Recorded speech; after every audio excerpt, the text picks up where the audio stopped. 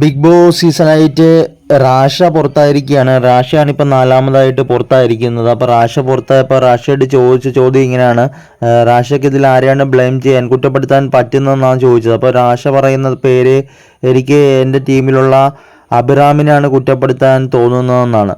അപ്പോൾ അഖിൽമാരാർ ഇങ്ങനെ പറയുന്നുണ്ട്, റാഷ പുറത്തായിരിക്കുന്നത് വെറുതെ അല്ല, 2-3 ദിവസത്തെ പ്രകടനങ്ങളുടെ ഒരു ഇതുകൂടെ നോക്കിയിട്ടാണ്. അല്ലാതെ ഇപ്പോഴത്തെ ഒരു മത്സരത്തിൻ്റെ ഇത് വെച്ചിട്ട് മാത്രമല്ല, ഒരു 2-3 ദിവസത്തെ റാഷയുടെ പ്രകടനം അങ്ങനെയൊക്കെ ആയിരുന്നു, അതുകൊണ്ടൊക്കെയാണ് പുറത്തായതെന്നുള്ള രീതിയിലാണ് പറയുന്നത്. അപ്പോൾ റാഷ ചോദിക്കുന്നുണ്ട്, എനിക്ക് ഇനി ഒരു അവസരം കൂടെ തരാൻ മേലെ എന്നിങ്ങനെ ചോദിക്കുന്നുണ്ട്.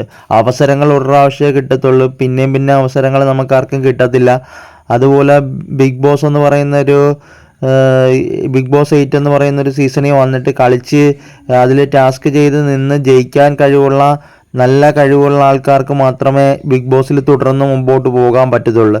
ഇതൊരു ചെറിയ ഷോ അല്ല, അതുകൊണ്ട് തന്നെ ഇതിനകത്ത് പിടിച്ചു നിൽക്കുക എന്ന് പറയുന്നത് അത്ര എളുപ്പമുള്ള കാര്യമല്ല. ഇതിനകത്ത് ഒത്തിരി പേര് പങ്കെടുക്കുന്നതാണ്. അപ്പോൾ അവരുടെ എല്ലാവരുടെയും കഴിവുകൾ വെച്ച് നോക്കിയിട്ട് അതിൽ ഏറ്റവും നല്ല കഴിവുകളുള്ള ആൾക്ക് മാത്രമേ പിടിച്ചു നിൽക്കാൻ സാധിക്കത്തുള്ളൂ എന്നാണ് എനിക്ക് തോന്നുന്നത്. നിങ്ങളുടെ അഭിപ്രായം കമൻറ്റ് ചെയ്യുക.